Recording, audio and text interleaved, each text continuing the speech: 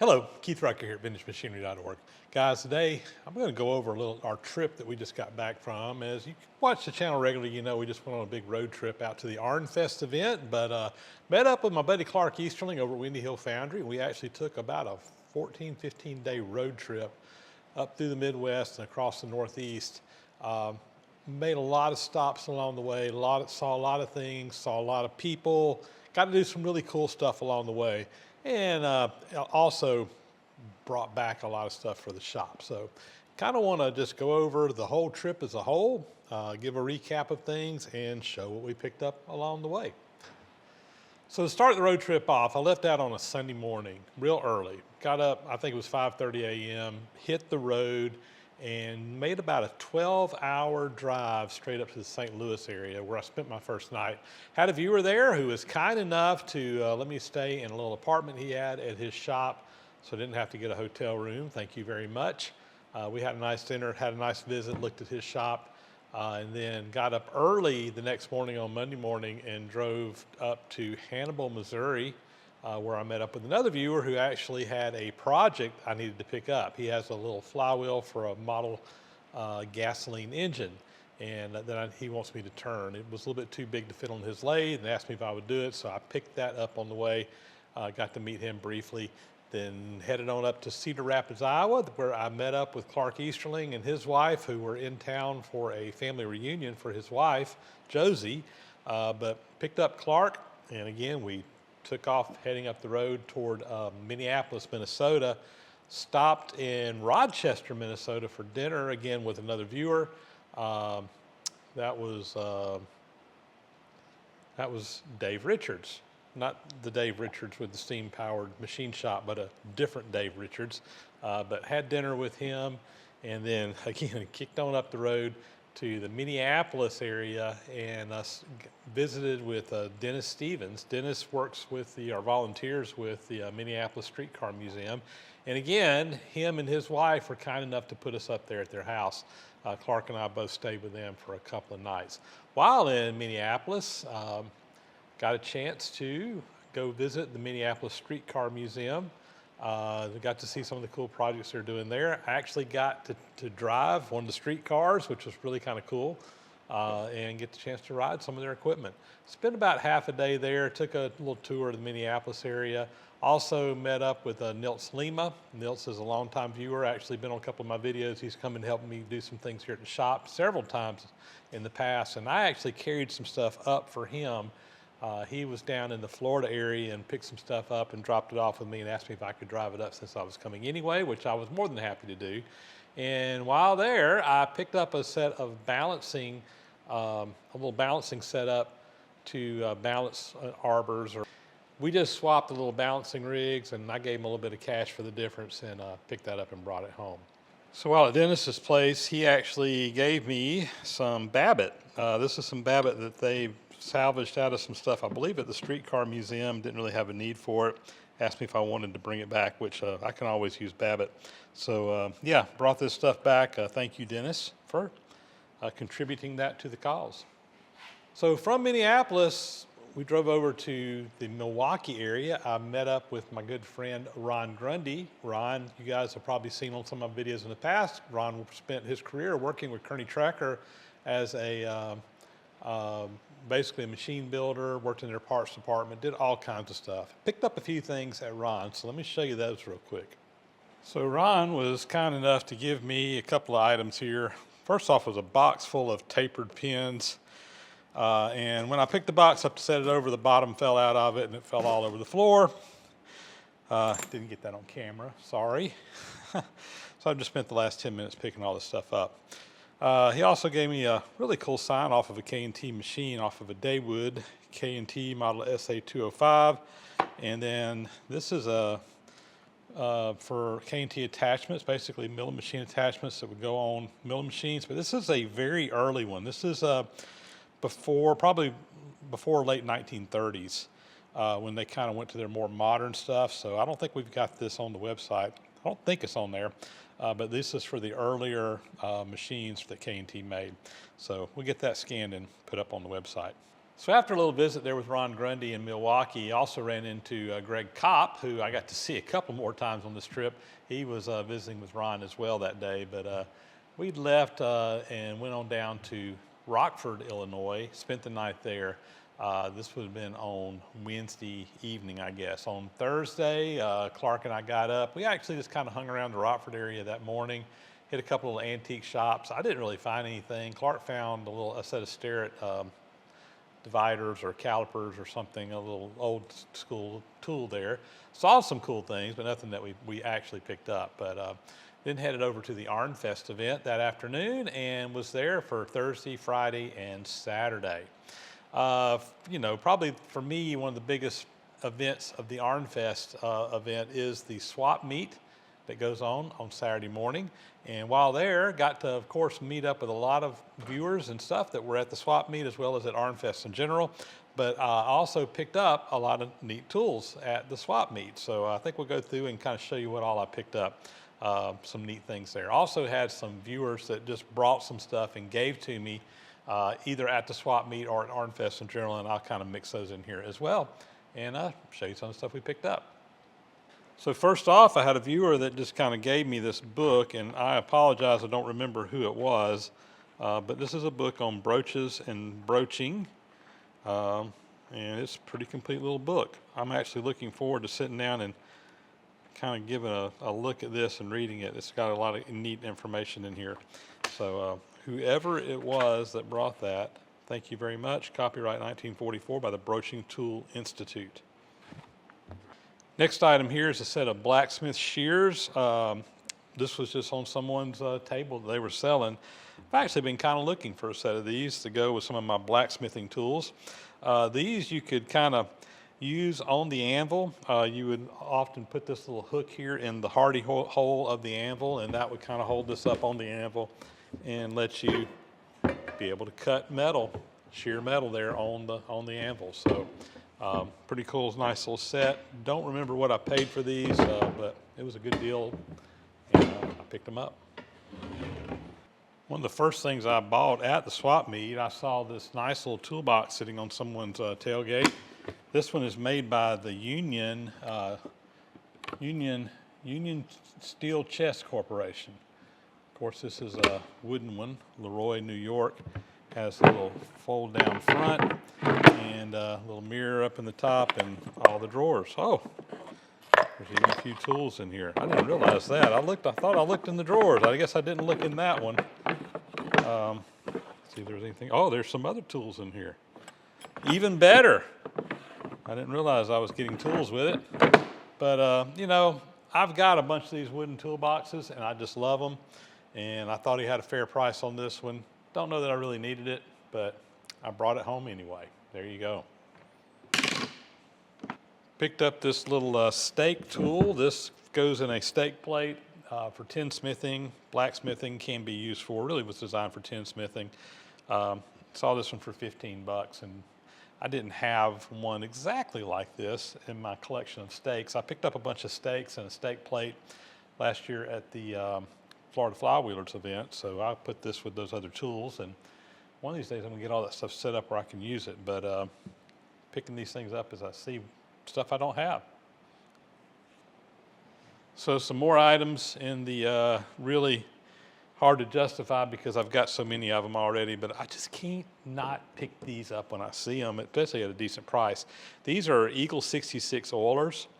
And the gentleman had 3 of them on his table, and I brought them all home with me. I thought the price was right on them. I think they were like 15 bucks a piece. And I think I bought some other stuff from him, and probably ended up paying less than that on everything when it was combined. But anyway, some more Eagle 66 oilers. I'll probably put me some up in the back shop and kind of duplicate some of these, because I've got a bunch of different oils that I keep in these, and I put a little sticker on them, tell me what's in them, and I can't ever seem to find the one I need because there's so many of them floating around the shop. So what's the solution? You just get some more of them and have them floating around the shop. That doubles your chance. If you got 2 of something instead of 1, it doubles your chance of being able to find it when you need it, right? That's my philosophy. So anyway, we'll get these set up and with some different products in them and have them laying around when we need them.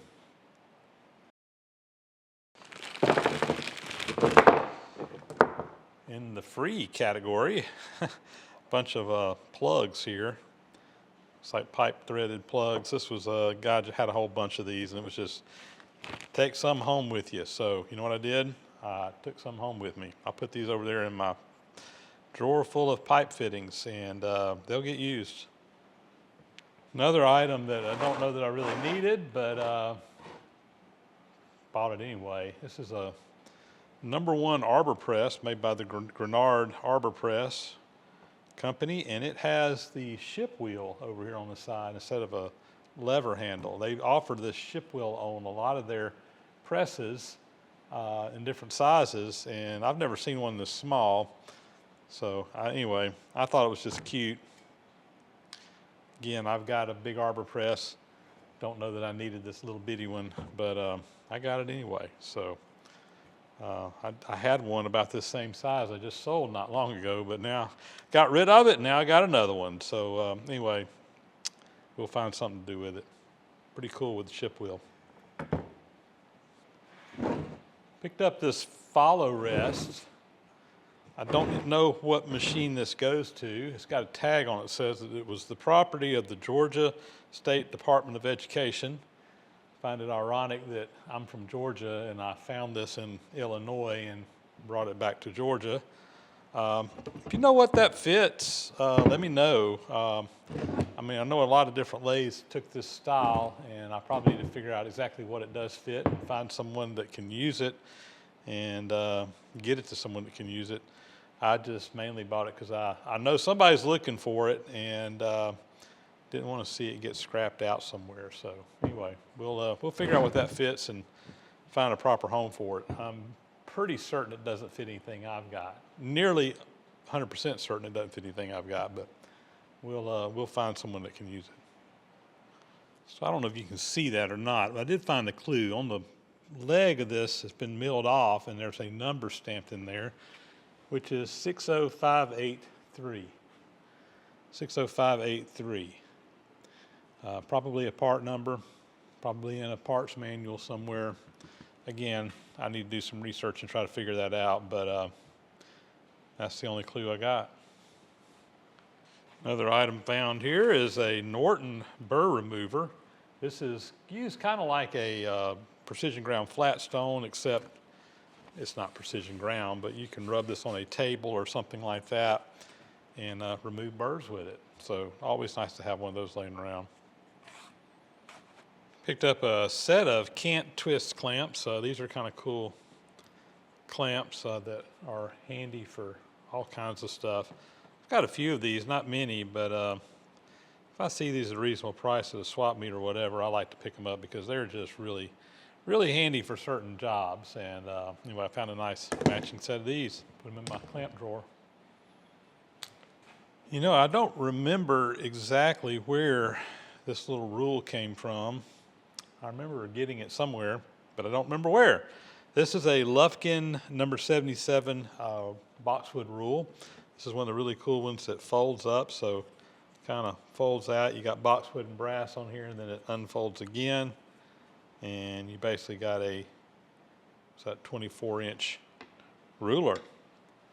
And then when you get through, you just fold it back up. These were real common back in the day, and I always like these. Again, I pick them up when I see them if they're a reasonable price. I like them. Anyway, Lufkin number 71, wooden rule. So I picked up a bunch of these eye bolts. These are some pretty good size ones, as you can see compared to my hand. I think some of them go up to like 1.25 inches, 1.5 inches. Studs on them down to about 3/4 inch or so. Guy had a bunch of these in different sizes, and I just kind of picked up a selection of these. These are really handy for picking up big stuff from time to time. I've got a pretty good selection up to, probably not to any of these sizes. I may have a few, like inch or maybe 7/8 or something like that, but some of these sizes I know I didn't have. And again, when you see this kind of stuff and the price is right, you just get it. Don't know that I'll ever need it, but if I do, you don't want to have to go buy one. So I went ahead and just picked up some while I could. same gentleman that had the eye hooks also had this set of 4 leveling feet. And these are kind of neat in that, you know, they got the wedge in there, but in addition to just the wedge, this bottom piece is on a radius so that it can kind of float to an angle, a side-to-side angle. So I've never seen any quite like that before. But again, I'm always getting a new machine, and when I do, I need leveling feet for it, and I'm usually having to get on eBay or someplace and try to find a set of these. So if I find them at a reasonable price somewhere, I just go ahead and get them and put them on the shelf, and that way I'd have them when I need them.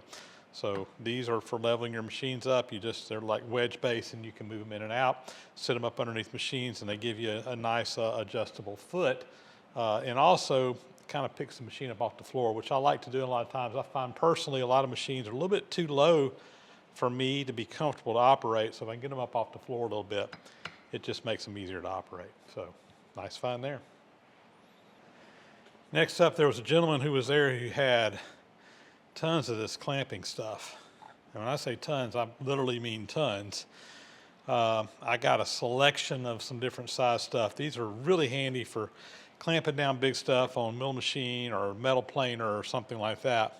And again, price was right. They were there, and I brought some home with me. He also had some planer tooling here, so a little inside sliding tool that goes on the metal planer, and there's a tool there. You can put different kinds of tools on it, but this one has a little serration tool for cutting serrations. So anyway, nice little assortment of hold down clamping tools. Get them while you can.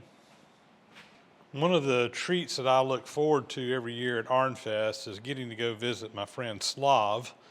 I won't even try to pronounce Slav's name properly, but Slav is known as the file guy, and back years and years ago, he went all over all the little hardware stores and suppliers and stuff in some of the big cities, and basically bought up as much of these old stock files as he could, brand new old stock stuff, you know, from Simons and Heller and Nicholson, you name it, Swiss made, American made stuff, the good quality files. He bought up just as much of it as he could, and he has been selling that stuff out over literally years. I've been buying files from him for decades.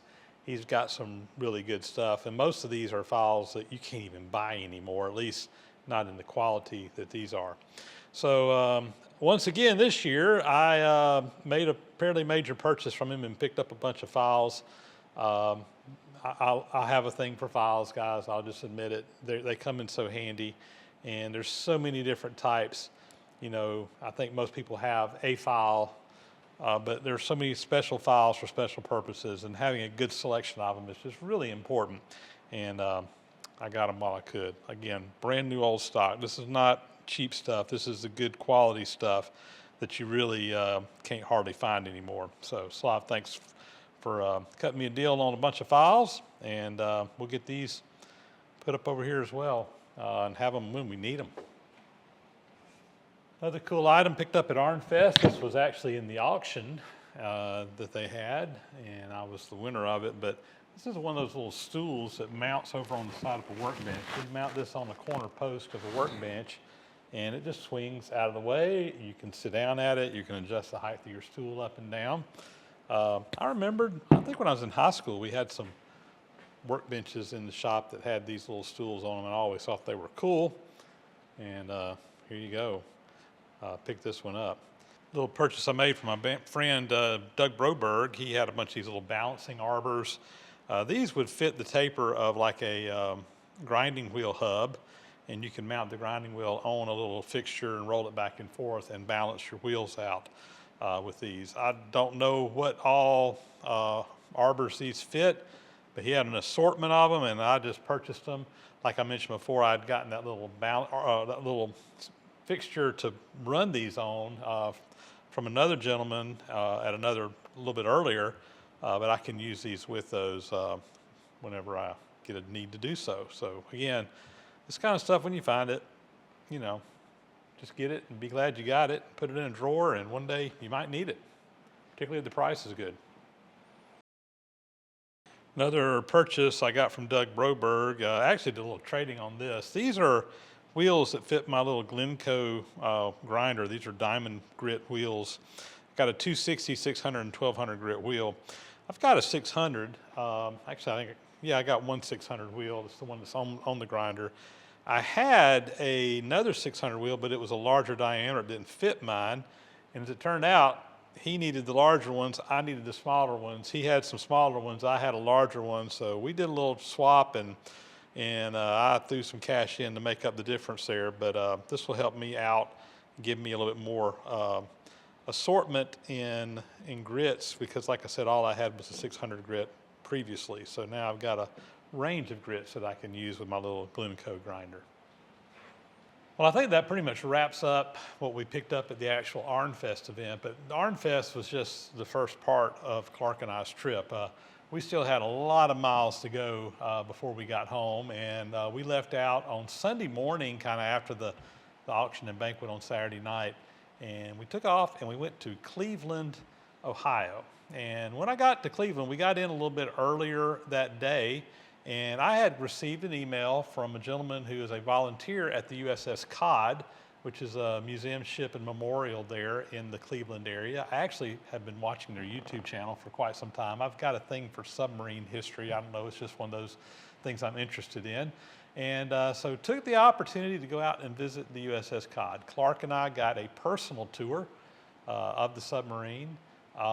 And we actually shot a little segment that's going to be over on the USS Cod's website at some point in time. I haven't even looked to see if they posted it yet. But Paul Faris, who's the director there, we actually went through. I had a pretty neat little memento that we kind of and did something special. And I'll leave that to be seen over on the USS Cod website. Awesome, awesome tour. Clark and I got to go in and see places that most people don't get to see on the normal tour. And for someone that's really interested in particularly World War II submarining, it was quite a treat. I've been on several U.S. submarine museum ships in the past. The cool thing about the Cod is it's pretty much the most they haven't modified the submarine very much at all. It's pretty much just like it was originally. You still have to climb up and down the ladders. They don't have stairs going down into it like a lot of the more modern museum ships. And because of that, it's just a little bit more of a realistic feeling of what it would have been like being crammed into one of those things on a war patrol. So anyway, go check out USS Cod. If they don't have that up soon, hopefully they will soon. When we left the Cod, the next morning, Greg Kopp, who I mentioned before, saw him up at Ron Grundy, saw him at ArnFest. He actually invited us to come out to the Midwest Railway Preservation Society. We did a tour of that facility. And again, that's a separate video I've already posted. By the way, I apologize. Somehow, while I was on the road, something went wrong and the whole video didn't get uploaded, and I didn't find out about it. I was literally still on the road when it got published. So I took down the little segment and I put up the whole video. So if you went and looked at just the little segment and you thought that was odd, yes, it was odd. But we've got the whole video up now. So go back and check that out if you haven't already seen the whole video. While at the Cod, they actually sent me home a little souvenir, a little coffee mug here. That was the Cod's insignia or logo, whatever you want to call it. And then on the back side, they have a picture of the Cod's battle flag. And basically the Japanese flag with the red dot in the middle, the meatball on there, that basically designates a merchant ship that was sunk. The one here with the rising sun in it, these represent warships that were sunk. And I'm sure there are some other meaningful things on here. I don't remember what all they were. I think the stars are the number of war patrols they went on. I'm not sure about what this emblem means. Probably was told, but anyway, that was their battle flag from World War II. So thank you to the Cod folks. So after visiting the railroad shops there, we took off heading toward New York, where we had a meet and greet that night. But before we got there, we had two stops along the way. First one was to meet up with a gentleman that had a sand mixer that we picked up for Clark Easterling for him to use in his foundry. And also met up with my friend Joel Havens, who's been a long-time volunteer helping out over on the VintageMachinery.org website, doing a lot of the historical research and patent research that goes on in the background. And Joel actually had some stuff for me to bring home with me. So let me show you what all Joel sent back with me. So Joel had some little oil cups here. These are really nice to have around. These are hard to get your hands on anymore, and doing restoration work, this kind of stuff's always good to have. This is a little angle finding tool that made by Union. It's really kind of cool. It has a crosshair in the middle here, so if you got a center that you want to lay this down on, and you can then scribe whatever angle you want. You just dial it right in. It's got a fine adjust on it. And then this is a little stare at hole indicator. So small hole gauge, basically. These have little different size pieces that you can put on this. And there's a little rod that goes down in there, and there's an indicator on this that you can use to check the size of holes. So really nice stare at tool. This is one that I didn't have. Looks like it's practically brand spanking new, even still has the red box. So anyway, Joel. Oh yeah, this is a little center holder for number 4 Morse taper for putting in the lathe too as well. So Joel, thank you very much. Well, we ended up in Auburn, Maine at the shop of Fred Kerr. Fred has a really cool shop that he opened up to the public, and we had a little meet and greet event. I think there was about 30 people that showed up for a dinner and a tour of Fred's shop, which was really cool. Fred's shop was actually built back in, I think, 1850s or 60s as a factory. Eventually became part of the International Harvester. They made mule-drawn equipment there and other things over the years. He has bought some of that original factory property, and he has actually put together a really cool collection of old vintage machinery, machine shop stuff, woodworking stuff. Has a good shop there that he's able to work out of. And again, it was just quite a treat to actually get to see that. Really wanted to shoot a little shop tour there, but just because of time, we literally got there right at the time to start the event. We did not get there as early like I was hoping to. And by the time everybody was done, it was getting late, and I really didn't want to have to spend another hour tying up Fred and keeping him away from home, and plus we were needing to get into bed. So I ended up not doing that. But if you're ever in the Auburn area and like to tour that, you know, get up with Fred. He's got a really neat shop there, and I think he would be more than happy to let folks come by and take a visit if they like. So it was great seeing all the people that came out to see us at the meet and greet. Great to be able to shake a lot of people's hands, a lot of people who I have had conversations with through emails and messages in the past, but never actually got to see. And had a few people drop some things off for us there as well. So let me show you some of the stuff we picked up at the meet and greet. So first off, some stuff that was given to me by Gary Reisdorf. He brought along some big diameter taps. Really nice to have some of this stuff. Again, don't need it often, but when you do, you don't want to have to go buy it. So this is some nice stuff here. Also, this is an expanding reamer. I didn't have it out of the wrapper yet. And this is a rust inhibitor that he really likes, that he left some for me to try out as well, made by Carswell. So we'll give that a shot. So anyway, Gary, thank you very much. So Willie Bemis was there, who I have conversed with many times over the years. And Willie actually brought me this set of step blocks. These are interesting in that these are made out of wood. And I'm not sure exactly what the story is on these. They're just like the metal ones, like they would come in a clamp set. Number 3W, Northwestern Tool and Engraving or Engineering Company, Tool and E&G Company in Dayton, Ohio. So again, I don't know exactly what the purpose of these and made in wood would be, but they're kind of cool. It's a nice set. And anyway, if anybody knows why these were made out of wood and what they would have been used for, leave a comment. And someone else, and I'm sorry, but I don't recall who, but I remember them giving these to me there, some big taper shank drill bits. And I'll put these over in my taper shank drill bit collection for when we need them. So these are nice. Let's see what sizes these are. So the small one doesn't appear to be marked, but it looks like 1.5 inches. And the other one is marked 2 9/16. Someone also dropped off a nice set of these books from the ICS reference library. See, we got grinders, vise, and floor work, shop hints, tool making gauges, lathes, shapers, and slotters, drills, boring, milling machines, all kinds of different stuff in here. Woodworking, pattern making, molding, core making, foundry work here, malleable casting. So lots of really good information in these books, and I will add these to my library. And our host, Fred, actually left me a little bag here with some goodies in it. There's some pancake mix and syrup in here, just some literature and stuff about Auburn, New York, some prints here, but this is probably one of the coolest things. This is an actual brass plaque off of an Alco power unit, which was made there in Auburn, New York. Alco made big engines and stuff, diesel engines and whatever for railroad and stuff like that. So pretty cool. This is an unused one, has not been stamped or anything. New old stock, still actually has a little plastic covering on it, so that's pretty cool.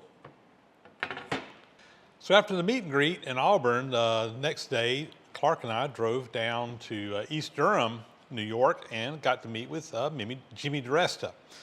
Jimmy, of course, is who we did the big bandsaw restoration for. I got to hang out with him for a little while, see a lot of cool stuff. And I did get to shoot a little video with Jimmy there with the big bandsaw to kind of see it where it's at. So let's put that video in here. So guys, we're in New York, East Durham, New York. East Durham, New York. And this is Jimmy Diresta. You guys heard me talk about him. Most of you probably know who he is, but if by some miracle you don't, Yep. This is who he did the big bandsaw for. Beautiful. And we've got it here. I'm actually here in his shop where he's got this thing set up and running. And he just did some cutting on here. We'll probably This is the temporary location because it looks like it's sitting in here in storage. It kind of is, but I will probably build its own shed in my backyard just about 4 miles up the road. This is too beautiful to be sitting alone here by itself. So Yeah. you'll see I got it on this temporary mooring, and where I plan on putting it, I'm going to build a floor for it. So it's going to actually be in the floor, do the like right. it's supposed to be. Yeah. So it just takes time. Everything takes time, but this is one of my prized possessions. This is like one of the most incredible pieces and restored by one of the most incredible machinists. Man. Thank you. Well, thank you, man. I Yeah. appreciate it. This was a fun project. You know, I found this machine. Actually a guy called me up and he said, "Hey, you're that guy that likes old machines?" He said, "I got a bunch of old machines out here." He was about an hour from me, and I went over and looked at it, and most of them were honestly just, Basket cases. Yeah, they were they were too far gone to do anything with. But this bandsaw was in decent shape, and I posted something on Facebook. Hey, if anybody wants this bandsaw, contact me. 8 people sent it to me. Yeah, and within minutes, I'm getting a phone call from Jimmy. He's like, "Hey, I want that saw." But it wasn't. It was already sold. Do you remember that? That's right. The owner, yeah, I called the owner, and the owner goes, somebody already bought them. I was like, well, keep me in second position if something changes. He called me a couple hours later because the guy can't figure out how to move them, so there he was. There you go. And I actually went and picked it up, brought it back to my shop. I told Jimmy, I said, "You know what? I thought it'd be a fun project to restore. I thought you guys would enjoy it, so we restored it. Took way too long, but we got it done. And, Good things take time. And here it is. But Good anyway, things come to those who wait. there you go. Yeah.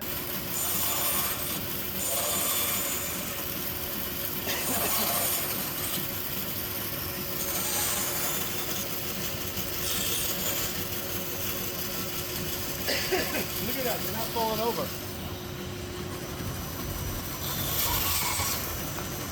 That's a real testament to how balanced you got it. Yeah, that's all because of that counterweight. Yeah.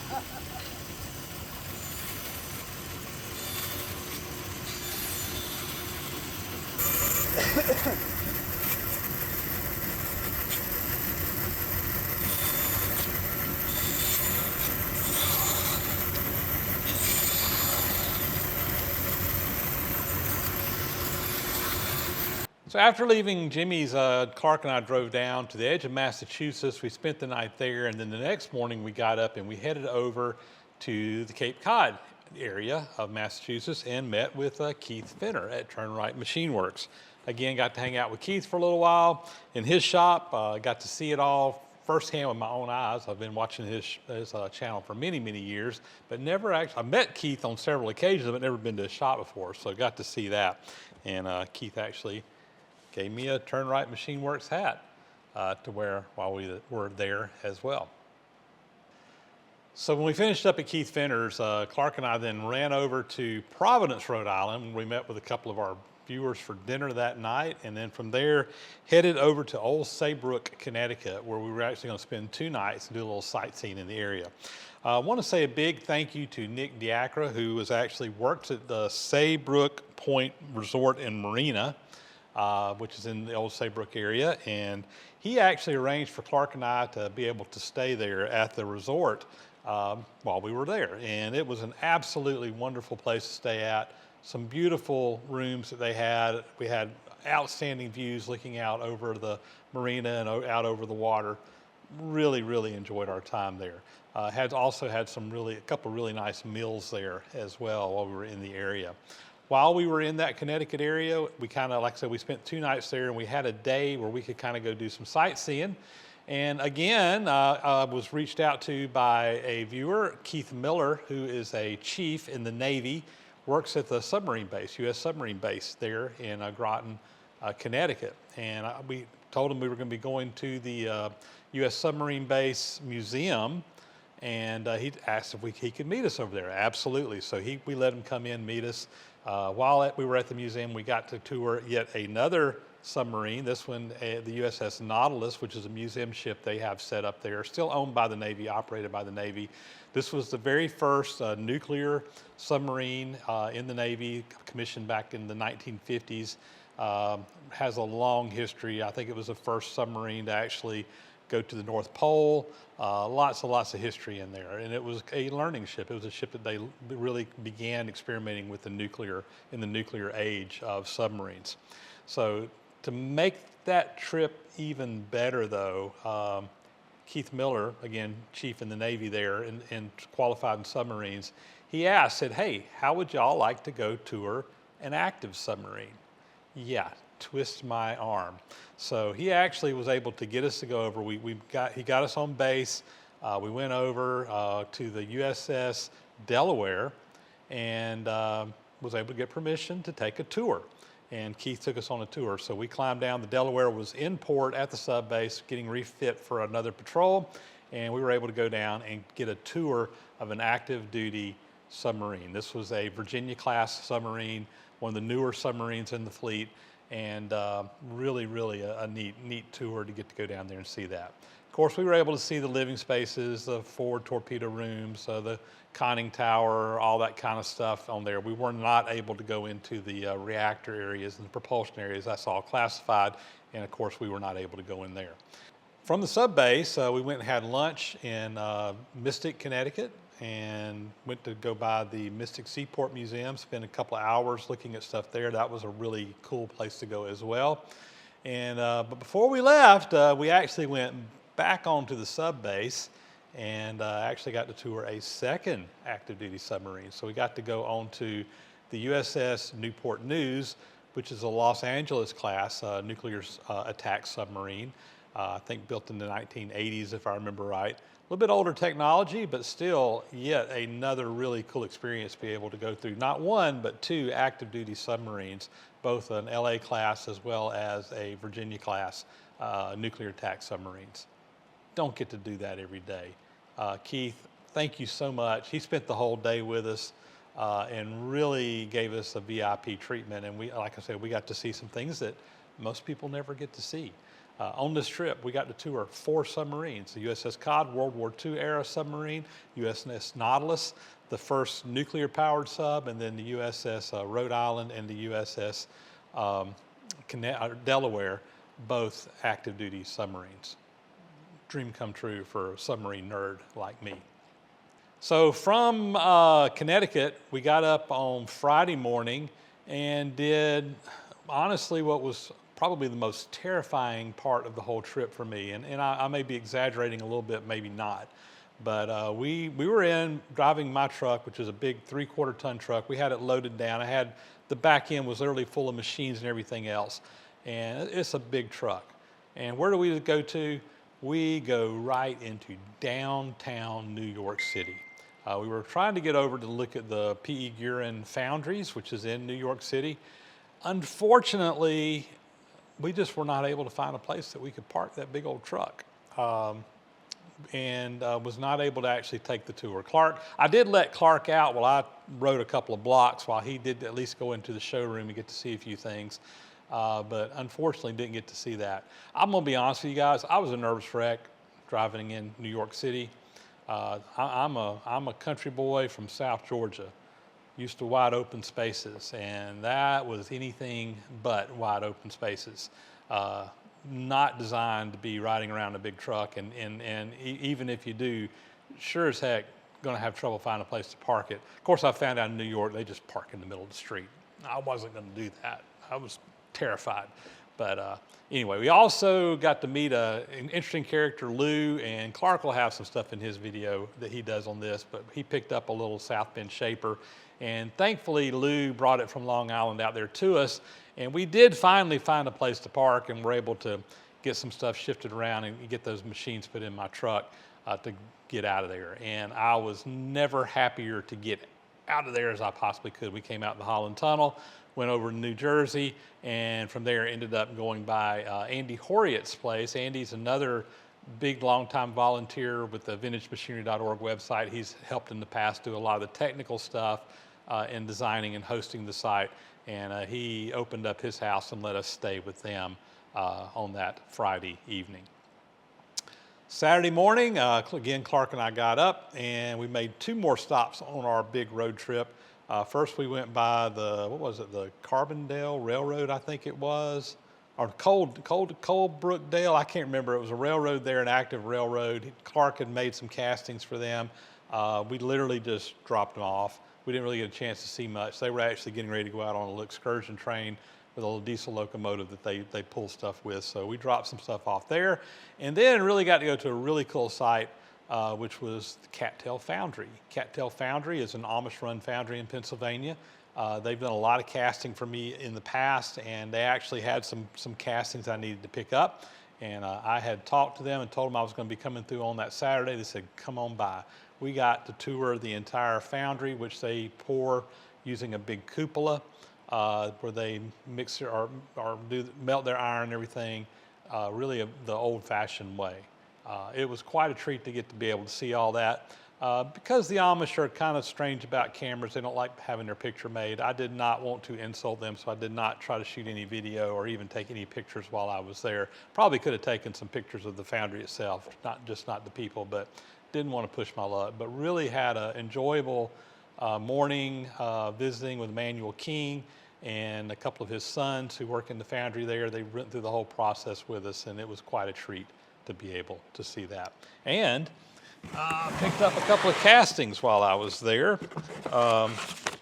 These are for my White Mountain ice cream churn, some gears that we were needing, and a manual. Them specialize in White Mountain parts, and they did not have patterns to make these gears, but I was able to talk to him a while back, and he was able to get some stuff put together, and he actually cast a couple of sets of the gears that we need to get my big 20-quart White Mountain ice cream makers restored and back together. I actually started a video on that a couple of years ago and had not been able to finish it because I've been having difficulty getting my hands on these gears. So he was able to cast these, and I believe that they actually have these where they can make them now for other customers because they have a lot of White Mountain parts there for old ice cream machines. So really enjoyed that. From Cattail Foundry, it was pretty much a straight shot home. We were actually planning on going down through Asheville, North Carolina, and back that way. We had a couple stops we were going to make, but obviously with the hurricane and the flooding, we were cut off. We had to basically just get out of there. So from Pennsylvania, we pretty much hightailed it back to Mississippi, dropped Clark off on Sunday afternoon, spent the night there, and then on Monday drove back home and got back here, got my truck unloaded, and here we are telling you guys about our trip. Whew. That was a lot. And with that, guys, that's pretty much going to be a wrap on this little story about our trip and looking at some of the stuff we picked up along the way. This video is probably way too long, but we'll put it out there anyway. I'm not going to drag it on anymore. Had a great trip. Got to see a lot of my viewers, a lot of people. If I saw you along the way, it was great to see you. If I didn't catch you on this trip, hope to catch you on another one. Had lots of guys reaching out to me, hey, while you're in the area, you need to come see this, you need to go do that. We just didn't have time. I can tell I'm going to have to make another trip back up there and look at a lot of other stuff that I really got on my bucket list at a time in the future. But that was all we could work into this 2 weeks. Glad to be back home. Got hurricane cleanup to do here. Been kind of working on that a little bit. Got to get back in the shop and get back to work as well, which we'll be working on here very soon and bringing you guys more content. With that, guys, we are going to sign off. We'll catch you on the next video. As always, thanks for watching. Please do subscribe to the channel if you haven't already. Those thumbs up and comments are always greatly appreciated. Big, huge thank you to those who support the site financially through Patreon, PayPal, etc. Please leave a comment. Please leave a thumbs up if you like what you see. And with that, we're going to get out of here, and we'll catch you on the next video. Again, thanks for watching.